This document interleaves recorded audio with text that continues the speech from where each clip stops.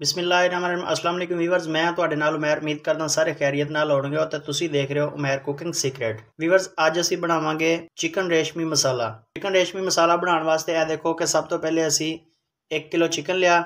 ਇਹਦੇ ਨਾਲ ਹੀ ਦੇਖ ਸਕਦੇ ਹੋ 7 ਤੋਂ 8 ਅਦਦ ਸਬਜ਼ ਮਿਰਚ ਬਰੀਕ ਕੱਟੀ ਹੋਈ, 4 ਅਦਦ ਟਮਾਟਰ ਨੇ ਬਰੀਕ ਕੱਟੇ ਹੋਏ, प्याज 4 अदद बरीक कटी हुई, 1.5 कप दही है साढ़े कोल, धनिया बरीक कटिया होया थोड़ी जी मिकदार नाल। तो शुरू करते हैं चिकन रेशमी मसाला बनाने का तरीका मैं तुहानू दसदा कि किस तरह बनाया जाता है। तो शुरू करते हैं चिकन रेशमी मसाला बनाते हैं। 1.5 कप दही है ये पा देंगे बॉल दे विच। बिस्मिल्लाहिर्रहमानिर्रहीम। सुरख मिर्च पाउडर 1 चम्मच, नमक 1 चम्मच, हल्दी अद्धा चम्मच, लहसुन अदरक का पेस्ट 1 चम्मच ये पावांगे तो इनू अच्छी तरह असी मिक्स कर लवांगे। ए देखो जरा कि असी इनू अच्छी तरह मिक्स कर लिया वा। अगला काम की करांगे, 1 किलो चिकन लिया से असी इनू ये ऐड कर देंगे। ये पाने के बाद असी इनू अच्छी तरह मिक्स करांगे। देख सकते हो चिकन रेशमी मसाला असी बना रहे हैं, बिल्कुल सादा ते आसान जिहा तरीका वा। तुसीं भी इनू जरूर ट्राई कर सकते हो। यह देख सकते हो कि असी इनू अच्छी तरह मिक्स कर दिता वा। उपरों इनू असी अच्छी तरह कवर कर देंगे। यह देखो उपरों असी इनू अच्छी तरह कवर कर दिता वा। 2 घंटे वास्ते असी इन छोड़ देवांगे। मिलांगे इंशाल्लाह तुहाडे नाल 2 घंटे बाद दोबारा। चिकन नू असी जिहड़ा ना 2 घंटे वास्ते रख दिता वा ते उहदे बाद असी जिहड़ा काम करना वो तुहानू मैं दस देना। सब तो पहले देखो एक प्यारा जिहा बर्तन लिया वा साफ सुथरा जिहा। इहदे विच की करना कि 1.5 कप साडे कोल आयल हैगा वो ऐड कर देवांगे। बिस्मिल्लाहिर्रहमानिर्रहीम। तो यह देखो आयल गर्म हो चुका वा। प्याज ही साढ़े को ये पा देंगे। बिस्मिल्लाहिर्रहमानिर्रहीम। प्याज नू असी बहुत ज़्यादा गोल्डन नहीं करना, बस हल्का जहा ब्राउन होने के नाल असी इनू अगला काम करांगे। बस यदा हल्का जहा कलर चेंज हो जाए तो यदा कच्चापन खत्म हो जाए उदों तक असी इनू पकावांगे। मोस्टली 2 मिनट लगणगे। 2 मिनट बाद इंशाल्लाह दोबारा तुहाडे नाल मिलते हैं। यह तुम देख सकते हो 2 तो 2.5 मिनट हो चुके हैं। प्याज का कलर हल्का चेंज हो गया, थोड़ा सॉफ्ट हो गया ये अंदर। ये बाद साढ़े कोल टमाटर सन 3 अदद, यह देख सकते हो ये पा देवांगे। बिस्मिल्लाहिर्रहमानिर्रहीम। इनू भी 2 तो 3 मिनट तक ये अंदर पकावांगे जो तक ये सॉफ्ट ना हो जाए। मिलते हैं इंशाल्लाह तुहानू दोबारा 3 मिनट बाद। उपरों इनू कवर कर देंगे। देखते हैं दोबारा चेक करते हैं। 3 मिनट हो चुके हैं। इनू हिला देवांगे अच्छी तरह। ये बाद अगला काम की करना वो तो मैं दसदा वा। यह देख सकते हो कि ब्लेंडर तकरीबन हर घर के लाजमी होंदा वा। असी एक कट के सारा ये पा लवांगे। इनू ग्राइंड कर लेंगे अच्छी तरह नाल।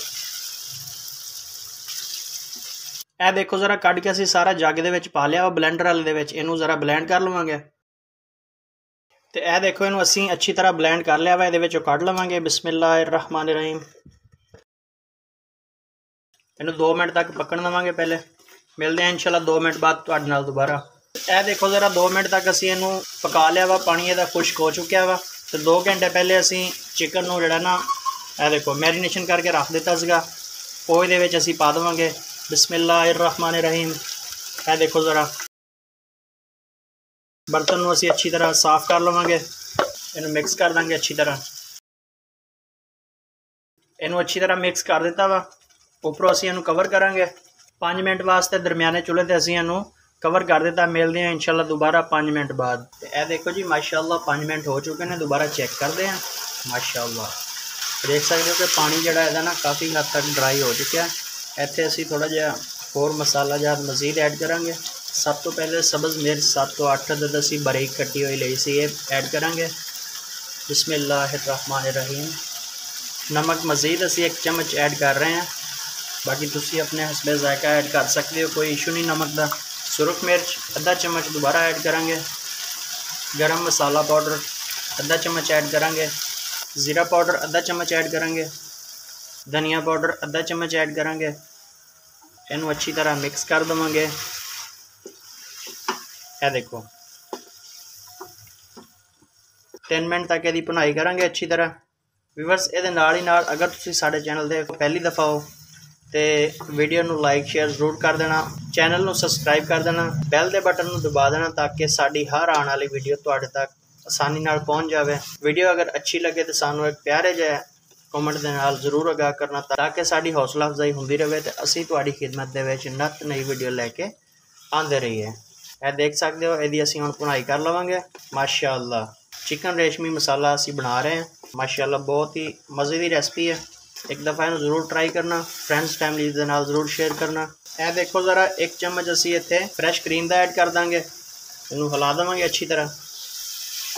माशाअल्लाह सुभान अल्लाह, मेरे अल्लाह दी शान। यह देख सकते हो जी, चिकन रेशमी मसाला बिल्कुल तैयार है। बिल्कुल आसान रेसिपी है और मैं तुहानू बिल्कुल सादा ते आसान लफ्ज़ों दे विच बनाना सिखाई है। ਇੱਥੇ देख सकते हो कि ਇਹਨੇ पक के घी छोड़ना शुरू कर दिता वा। ਤੇ ਹੁਣ ਅਸੀਂ ਇਹਨੂੰ ਇੱਕ ਪਲੇਟ ਦੇ ਵਿੱਚ ਕੱਢਾਂਗੇ। ਇਹ ਦੇਖੋ ਜੀ, ਹੁਣ ਅਸੀਂ ਇਹਨੂੰ ਪਲੇਟ ਵਿੱਚ ਕੱਢਦੇ ਹਾਂ। चिकन रेशमी मसाला माशाअल्लाह माशाअल्लाह सुबहान अल्लाह बिस्मिल्लाहिर्रहमानिर्रहीम। ਇਹ देखो ज़रा, मेरे अल्लाह दी शान। ਤੁਸੀਂ देख सकते हो कि चिकन रेशमी मसाला ਅਸੀਂ बनाया सी बिल्कुल तैयार आ। ਇਹ देख सकते हो जी, माशाअल्लाह चिकन रेशमी मसाला बिल्कुल तैयार आ। फ्रेंड ते फैमिली दे नाल लाजमी शेयर करना। बिल्कुल ईजी रेसिपी है। मिलेंगे इंशाल्लाह एक नई वीडियो के नाल। सानू दियो इजाज़त। अपना बहुत सारा ख्याल रखना ते अल्लाह हाफिज़।